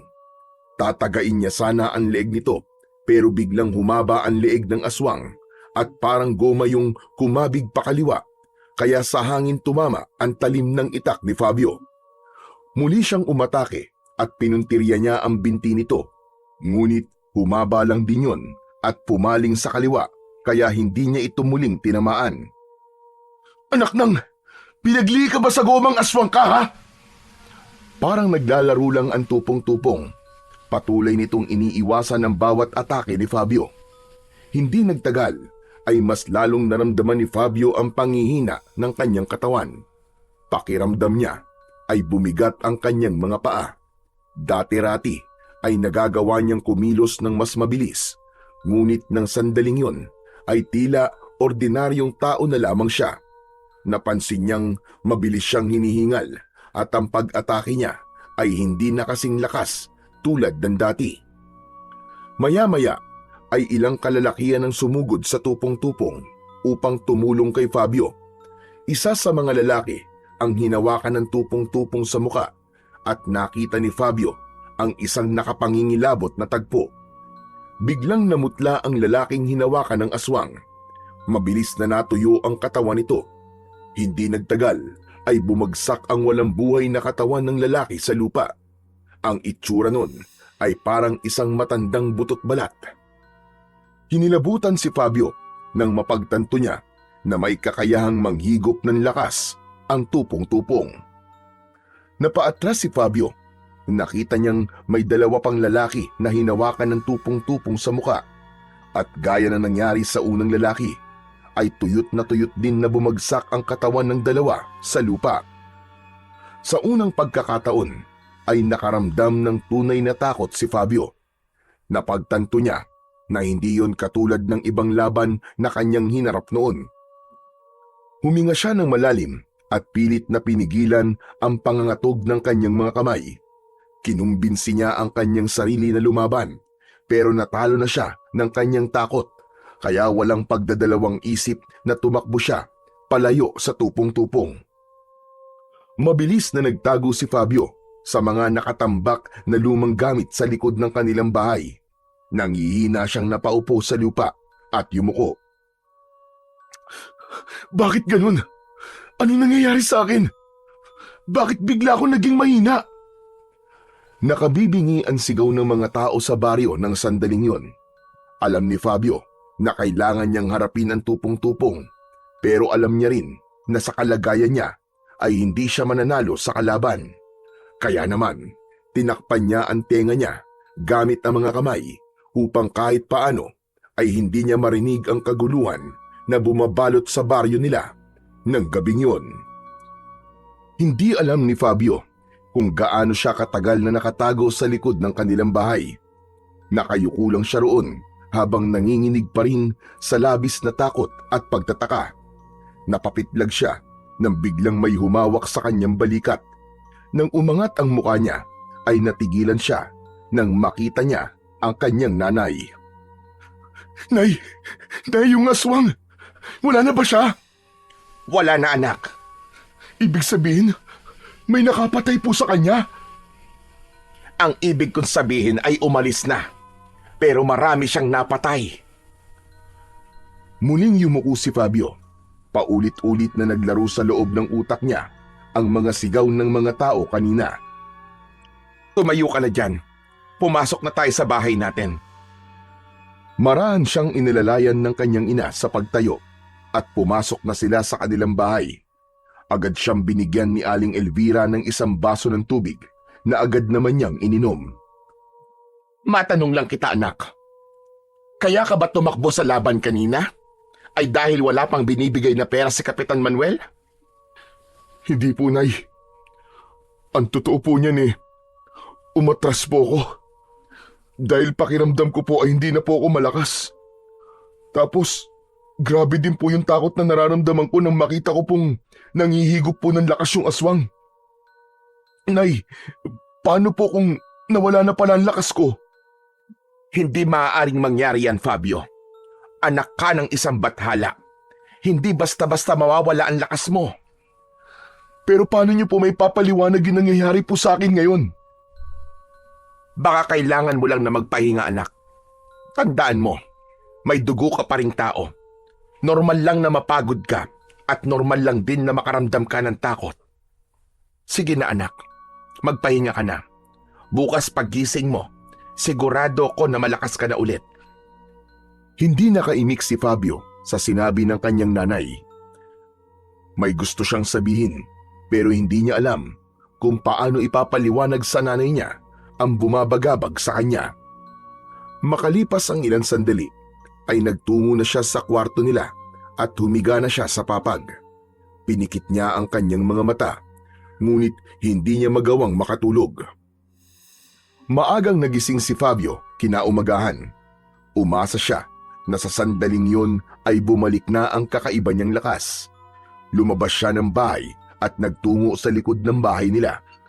Huminto siya sa tapat ng isang matandang puno. Huminga siya ng malalim, mariin niyang ikinuyom ang kanyang kamao at buong lakas niyang sinuntok ang katawan ng puno. Aray! Aray ko! Aray! Ang sakit! Napangiwi si Fabio nang makaramdam siya ng labis na sakit sa kanyang kamao. Nasugatan pa siya roon na dati namang hindi nangyayari. Ngunit hindi pa rin siya sumuko. Luminga siya upang maghanap ng isang mabigat na bagay na maaari niyang buhatin. Doon niya nakita ang isang may kalakihang bato. Isa yun sa bagay na dati niyang binubuhat nang walang kahirap-hirap. Lumapit si Fabio sa malaking bato at sinubukan niya yung iangat sa lupa. Pero kahit kaunti ay hindi niya nagawang iangat ang bato, ni hindi nga yun gumalaw. Pero pinilit pa rin niya yung buhatin, pero pinagpawisan na lang siya ay hindi pa rin siya nagtagumpay. Hanggang sa narinig niya ang boses ng kanyang ina sa likuran niya. Fabio, ano bang ginagawa mo riyan? Binitiwan ni Fabio ang bato at marahang lumingon kay Aling Elvira. Hindi agad nakasagot si Fabio sa tanong ng nanay niya. Tinignan niya ang mga kamay niya at naluluwa siyang tumingin kay Aling Elvira. Nay, Hindi pa rin po bumabalik ang lakas ko eh. Hindi kaya nawala na talaga yun at hindi na babalik pa kailanman. Hindi nagsalita si Aling Elvira at ramdam ni Fabio na maging ito ay hindi alam kung bakit nangyari yon sa kanya. Lumapit ito at mahigpit siyang niyakap. Ngunit sa kabila ng yakap na yon ng kanyang ina, ay hindi nabawasan ang kanyang pangamba dahil sa biglaang pagkawala ng kakaiba niyang lakas. Lumipas pa ang mga araw at mas lalo pang tumindi ang pangamba ni Fabio. Alam niya na sa pagkawala ng kanyang pambihirang lakas ay hindi na siya ang dating mandirigmang kinakatakutan ng mga aswang. Sa kabila ng paulit-ulit niyang pagsubok na ibalik ang dating lakas ay wala pa ring nagbago. Hindi na niya kayang lumaban tulad noon. Ang dating kumpiyansa niya sa sarili ay napalitan ng matinding panghihina ng loob. Sa tuwing umaatake ang tupong-tupong ay hindi na lumalabas ng bahay si Fabio. Nakatago lang siya habang naririnig ang sigawan ng mga tao sa labas.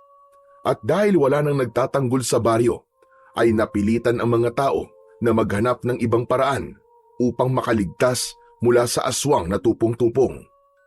Sa tuwing sasapit ang gabi, ay sama-sama silang nagtutungo sa isang malaking kuweba sa paanan ng bundok. Doon sila nagtatago hanggang sa sumikat ang araw. Hindi man naririnig ni Fabio ng direkta, ay ramdam niya ang pangungutya ng ilan sa kanya. Dahil isa na lang siyang ordinaryong tao, ay nawala na ang paghanga ng mga tao sa kanya.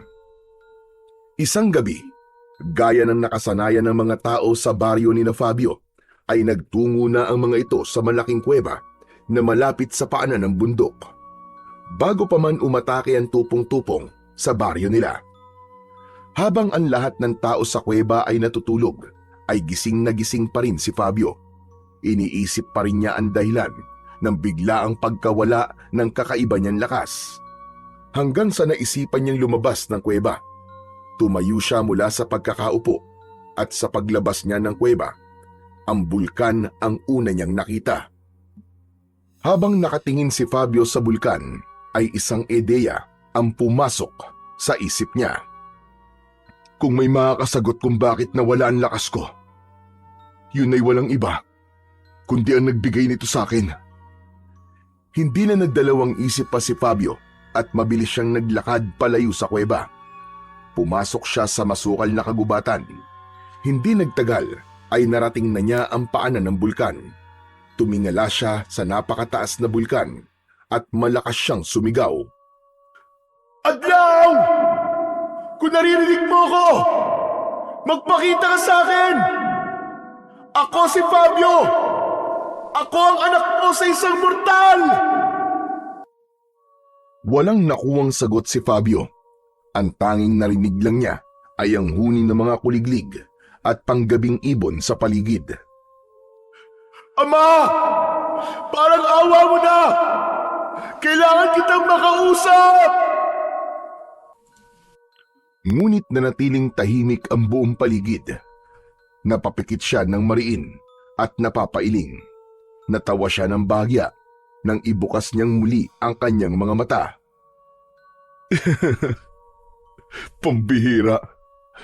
Bakit ko ba iniisip na kakausapin ako ng tatay ko? Isa siyang bathala. Malamang hindi yun makikipag-usap sa kagaya ko na may dugo na isang tao. Nagsasayang lang ako ng oras dito. Tatalikod na sana si Fabio para umalis nang biglang may lumitaw na isang napakalaking bolang apoy sa harap niya. Gulat siyang napaatras habang ang mga mata niya ay nanlalaki.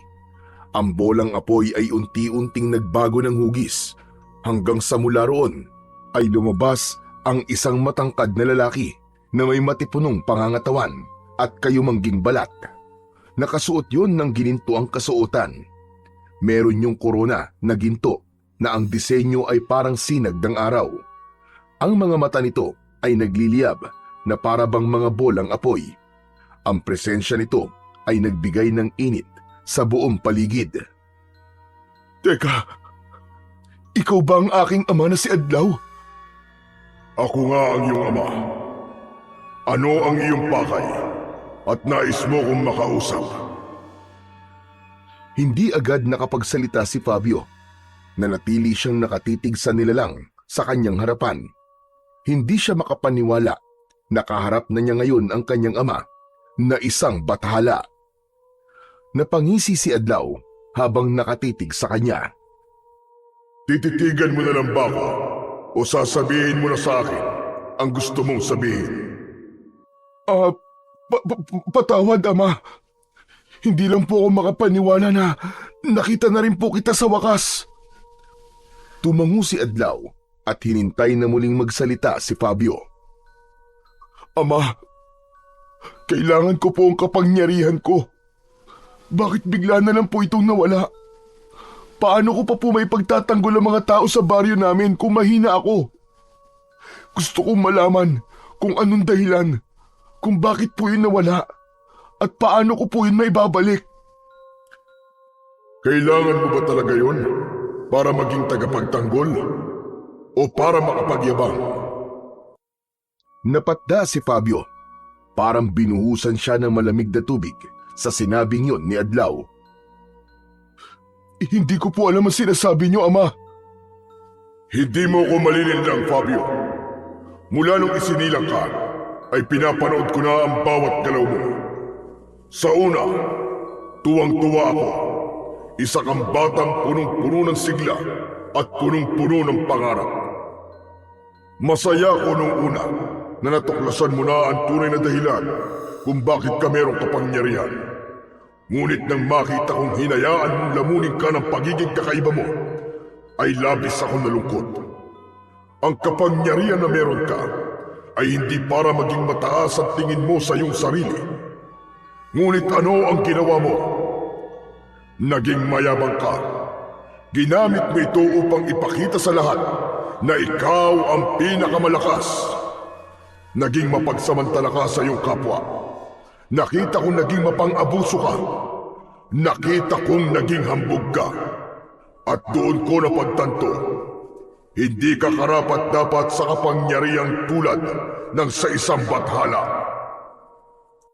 Sandaling huminto si Adlaw sa pagsasalita, habang si Fabio naman ay halos hindi na makatingin sa kanyang ama dahil sa labis na pangliliit. Alam niya na lahat ng lumalabas sa bibig ni Adlaw ay pawang katotohanan lamang. Alam kong darating ang araw na kakailanganin ng baryo niyo ang isang tagapagtanggol. Kaya kita nilikha, anak. Ngunit nagkamali ako. Dahil hindi mo ginamit ng tama ang ibinigay ko sa iyo. Nang marinig ni Fabio ang huling sinabi ng kanyang ama, ay para siyang tinamaan ng matalim na sibat sa dibdib. Hindi niya kayang salungatin ang mga sinabi nito, sapagkat lahat yun ay totoo. Marahan siyang napayuko at pakiramdam niya ay napakasama niya ng sandaling yun. Kasabay ng panginginig ng kanyang katawan ay ang pagpatak ng kanyang mga luha. Ama, patawarin niyo ako. Nakikiusap po ako sa inyo na ibalik niyo ang kapangyarihan ko. Kahit sandali lang. Kapag napatay ko na ang tupong-tupong, kunin niyo na ulit ang kapangyarihan ko. Hayaan niyo pong itama ako ang aking pagkakamali. Gusto ko pong bumawi sa aking kababaryo. Nakikiusap po ako sa inyo, Ama. Huli na ang lahat, Fabio. Ang nabawi ko na ay hindi ko na kailanman may babalik pa. Isang pagkakataon lang ang kaya kong ibigay sa iyo. Ngunit hindi mo yun pinahalagahan. Bakit ba ako nagulat sa iyong inasal at ginawa? May dugong tao ka nga pala. At karamihan sa inyo, kapag nagkaroon ng konting kapangyarihan, ay nagiging mapagmataas at nagiging mapang-abuso. Wala na akong magagawa kundi panoorin ang pagbagsak ng baryo nyo. Sa huling pagkakataon, nagtagpo ang tingin nilang mag-ama at sa isang iglap ay naging bolang apoy muli si Adlaw at tuluyang naglaho sa harapan ni Fabio. Nanghihinang napaluhod si Fabio sa lupa. Itinuon niya ang mga kamay sa lupa habang patuloy siya sa pag-iyak. Hindi na niya alam ng sandaling yun kung paano pa niya magagawang ipagtanggol ang baryo nila. Ngunit alam niya na ang lahat ng nangyayari ay kagagawan niya. Kung ginamit lang sana niya ng tama ang kanyang kapangyarihan, ay hindi yun babawiin ng kanyang ama na isang batahala. Makalipas ang ilang sandali, ay tumayo na si Fabio mula sa pagkakaluhod. Ramdam niya ang bigat sa kanyang dibdib, pero pinilit niyang pakalmahin ang kanyang sarili. Pinunasan niya ang kanyang mga luha at huminga siya ng malalim. Kung hindi lang ako naging mayabang, kung hindi ko lang inabuso ang kapangyarihan ko, sana'y malakas pa rin ako hanggang ngayon. At kaya ko pa rin labanan ng tupong-tupong. Mabagal siyang naglakad pabalik sa kuweba na pinagtataguan ng mga tao. Ngunit nang malapit na siya sa kuweba, ay kinabahan siya nang marinig niya ang sigawan ng mga tao roon.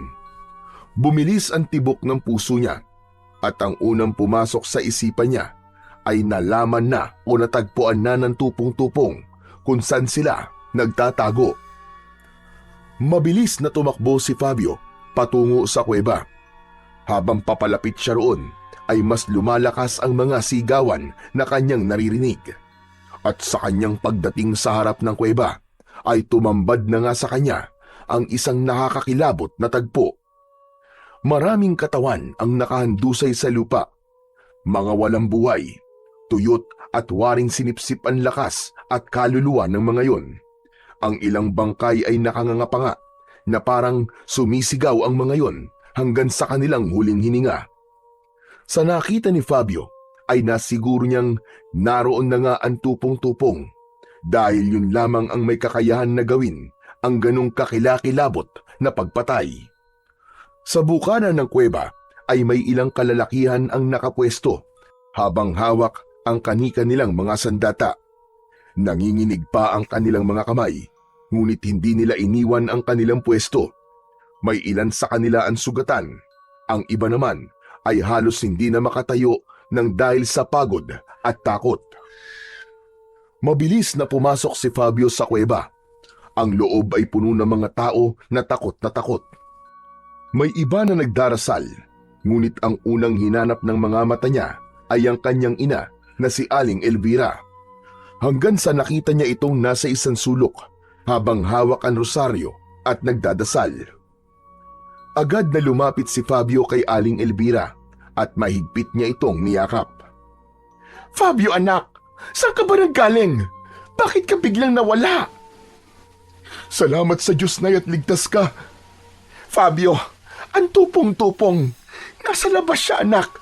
Baka hindi magtagal ay makapasok na siya rito. Kailangan kong lumabas, Nay. Kailangan ko pong labanan ng tupong-tupong. Agad siyang hinawakan ni Aling Elvira sa kamay ng mahigpit at tila ayaw siya nitong pakawalan. Hindi ako papayag anak. Hindi maaari. Wala ka ng kapangyarihan. Paano ka pa makikipaglaban sa tupong-tupong? Baka kumapano ka anak. Nay, wala na po akong pakialam. Kung hindi po ako lalaban, mamamatay pa rin tayo dito. Ano gusto mong gawin ko, Nay? Magtago na lang ako dito habang pinapatay niya ang mga tao sa labas. Mas mabuti pang mamatay akong lumalaban kaysa nagtatago. Lumakas palalo ang sigawan mula sa labas. Napalingon si Fabio sa bungad ng kuweba. Nay, kailangan ko na lumabas. Hindi Fabio, dito ka lang. Makinig ka sa akin anak. Mabilis na kinuha ni Fabio ang itak na palagi nilang dala sa kuweba. Tumayo na siya at tumakbo palabas ng kuweba. Narinig pa niya ang pagsigaw ni Aling Elvira para pigilan siya, pero hindi niya na yun pinakinggan. Ang tanging nasa isip niya lang ng mga sandaling yun ay patunayan na kahit wala siyang kapangyarihan, ay kayang-kaya niya pa rin lumaban. Sa paglabas ni Fabio sa kuweba, ay nakita niya kagad ang tupong-tupong na hawak sa muka ang isang babae. Nanginginig ang katawan ng babae habang hinihigop ng halimaw ang lakas nito. Hindi na nagdalawang isip pa si Fabio at mabilis siyang tumakbo patungo sa tupong-tupong. Pero bago pa siya makalapit dito, ay bigla itong lumingon sa kanya. Itinapon ng tupong-tupong ang babae na parang basurang wala ng silbi. Matapos yun, ay mabilis na sumugod ang tupong-tupong papunta kay Fabio. Napaatras si Fabio nang makita niyang humaba ang braso nito. Mabilis siyang pumulupot sa kanyang katawan na parang isang dambuhalang ahas. Napasinghap si Fabio nang unti-unting humigpit ang pagkakasakal ng braso ng tupong-tupong sa kanyang katawan. Halos hindi na siya makahinga ng sandaling yon. Nang makalapit ng tuluyan ang tupong-tupong, ay lumaki ang bibig nito. Nakita ni Fabio ang matutulis ng mga ngipin na handa na siyang lamunin. Ang baho ng hininga mo! At bago pa siya tuluyang malamon ng tupong-tupong, ay buong lakas niyang itinarak ang itak sa loob ng bibig nito. Isang nakabibing sigaw mula sa halimaw ang pumuno sa paligid. Pinakawalan siya nito at bigla itong lumayo sa kanya. Natumba si Fabio sa lupa at agad niyang hinanap ang kanyang kalaban, pero hindi niya yon nakita. Tumayo si Fabio upang lumingalinga sa paligid. Ramdam niya na naroon pa rin ang tupong-tupong. Hayop ka! Magpakita ka sa akin! At huwag kang parang duwag na nagtatago! Lumabas ka! Harapin mo ako! Laking gulat ni Fabio nang biglang lumitaw sa likod niya ang tupong-tupong. Mabilis siya nitong kinagat sa kanyang balikat gamit ang matutulis nitong mga pangil. Pakiramdam niya ay biniyak ang kanyang buto sa tindi ng sakit na lumukob sa kanya. Ngunit hindi siya nagpatalo sa sakit at buong lakas niyang inundayan ng saksak ang tagiliran ng halimaw. Pinakawalan si Fabio ng tupong-tupong at napaatras ito. Muling humaba ang mga braso nito at pumulupot yon sa kanyang katawan. Pilit siyang nagpupumiglas, pero dahil sa wala na ang dati niyang lakas, ay hindi siya nagtagumpay na makawala. Lumapit ang halimaw kay Fabio at tinignan siya nito na parabang isa siyang napakasarap na pagkain. Sa kabila ng sakit at hirap, ay narinig ni Fabio ang malakas na sigaw ng kanyang ina. Fabio, anak! Tama na yan! Huwag ka nang lumaban! Nakita ni Fabio ang nanay niya sa bungad ng kuweba na umiiyak. Nagpupumiglas ito mula sa pagkakahawak ng mga kalalakihang pinipigilan itong lumapit sa kanya. Sa isang iglap at ibinato si Fabio ng tupong-tupong gamit ang mahaba nitong braso na nakapalupot sa kanya. Sumubsob siya pasadsad sa lupa. Duguan na siya at ramdam na niya ang labis na panghihina ng kanyang katawan. Mabagal na lumapit ang tupong-tupong na aswang kay Fabio. Humaba ang isa nitong braso at patungo yun sa kanyang muka. Alam ni Fabio na sa sandaling yun ay hihigupin na nito ang kanyang lakas. Napapikit siya at tinanggap na niya na yun na ang kanyang katapusan. Ngunit bago pa man lumapat ang palad ng halimaw sa mukha ni Fabio, ay isang malakas na pagyanig ng lupa ang nangyari. Isang malakas na lindol ang naganap ng gabing yun. Nagkagulo ang mga tao at tumakbo ang mga yon pabalik sa loob ng kuweba.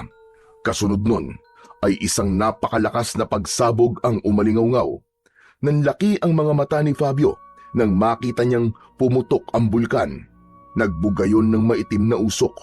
Ngunit sa gitna ng pagsabog ng bulkan ay may nakita si Fabio na iniluwa ng bulkan.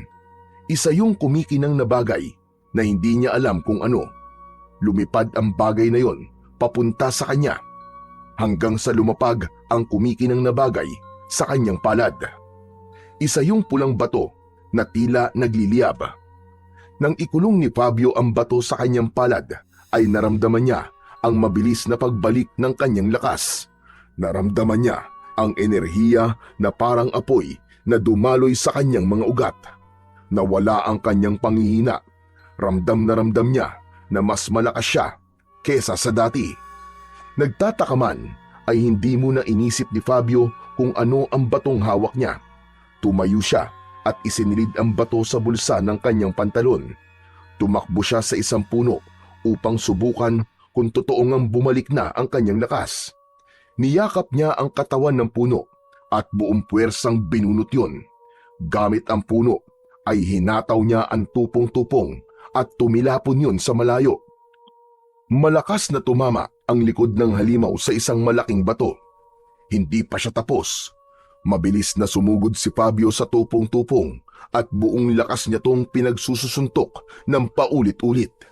Wala na siyang pakialam kung saan tumatama ang suntok niya dahil ang tanging nasa isip niya lang na mga sandaling yon ay ang mapatay na ang kanyang kalaban. Ngunit muling humaba ang braso ng tupong-tupong at pumulupot yon sa katawan ni Fabio. Mabilis na bumangon ang halimaw at sa bilis ng pangyayari ay hindi na naiwasan ni Fabio ang paglapat ng palad ng tupong-tupong sa kanyang muka. Agad niyang naramdaman ang matinding puwersa na hinihigop ang kanyang lakas. Pero sa halip na matakot ay isang nakakalokong ngisi pa ang sumilay sa kanyang labi. Anak ka ng teteng! Sige, magpakasawa ka sa lakas ko, hayop ka! Malakas na sumigaw si Fabio upang mas marami pang mahigop na lakas ang tupong-tupong mula sa kanya. Hinigop ng tupong-tupong ang enerhiyang bumabalot kay Fabio. Ngunit dahil sa tindi ng lakas ni Fabio ay hindi yun kinaya ng tupong-tupong. Para itong isang lobo na napuno ng tubig na sumabog ang katawan nito. Nagkalasog-lasog ang katawan ng aswang at kumalat pa yon kung saan-saan. Nakangiting tumayo si Fabio at tinignan niya ang nagkalat na mga piraso ng katawan ng tupong-tupong. Nakalimutan mo yata na lahat ng sobra ay nakakasama. Ngunit nagulat si Fabio nang muling yumanig ang lupa. Narinig niya ang malalakas na sigaw mula sa loob ng kuweba. Hindi nagtagal ay nagsimulang magtakbuhan ng mga tao palabas ng kuweba. Si nanay! Nasa loob pa siya ng kuweba! Mabilis na sumugod si Fabio papasok sa kuweba. Sa bawat takbang niya ay ramdam niya ang paggalaw ng lupa. Nagbabagsakan na ang mga bato mula sa itaas ng kuweba. Lumabas na kayo! Gumuguho ang kuweba! Bilisan nyo! Labas!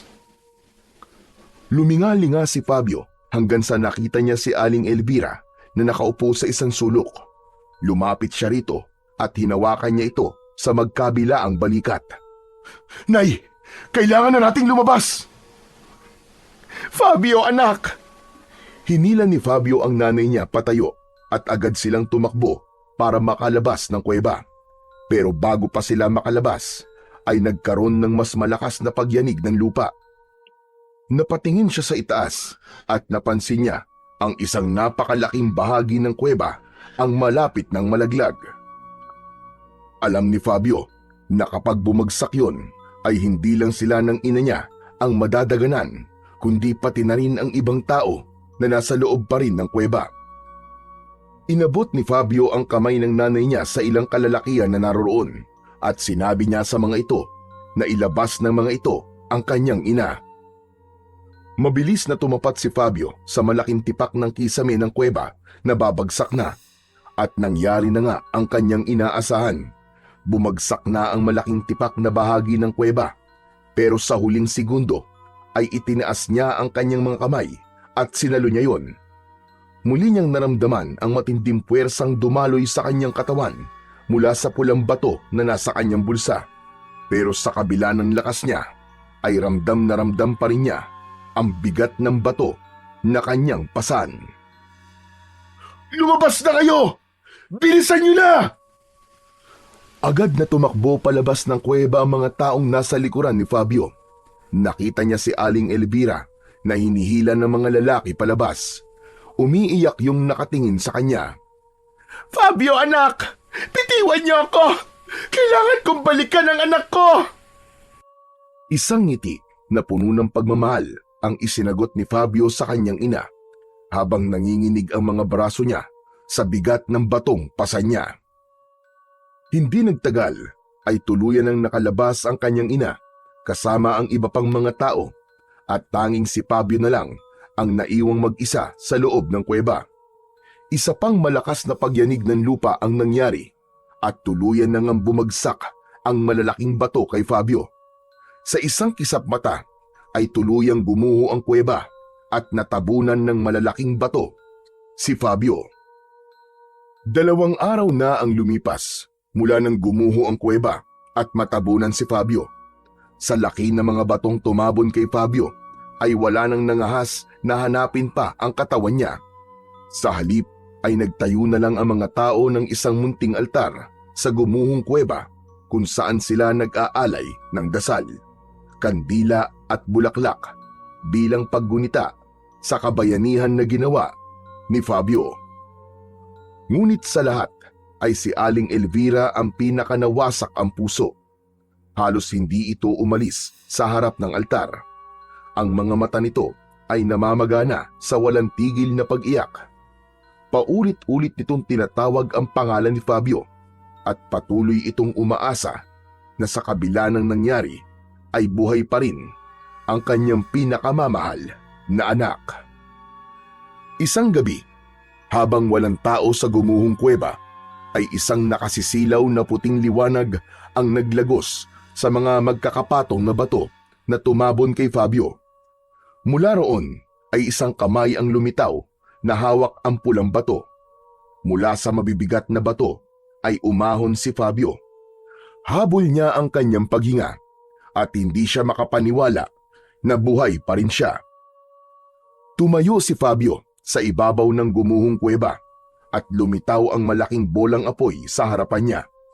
Mula roon ay lumitaw si Adlaw na may ngiti sa labi. Ama! Binabati kita, Fabio. Dahil napatunayan mo na kaya mo pang magbago. Pinili mong ipaglaban ang inyong baryo kahit wala kang kapangyarihan at kahit kapalit nun ay ang iyong sariling buhay. Dahil sa iyong tapang at kabayanihan ay nagdesisyon akong ibalik na ang kapangyarihan mo. Ang hawak mong bato ay ang mutya ng bulkan. Simula ngayon ay diyan na magmumula ang iyong lakas. Isa yan sa pinakamakapangyarihang yaman ng kalikasan. Simula sa gabing ito, ikaw na ang magiging tagapangalaga ng mutya ng bulkan. Ama, hindi ko po alam kung paano po kayo pasasalamatan.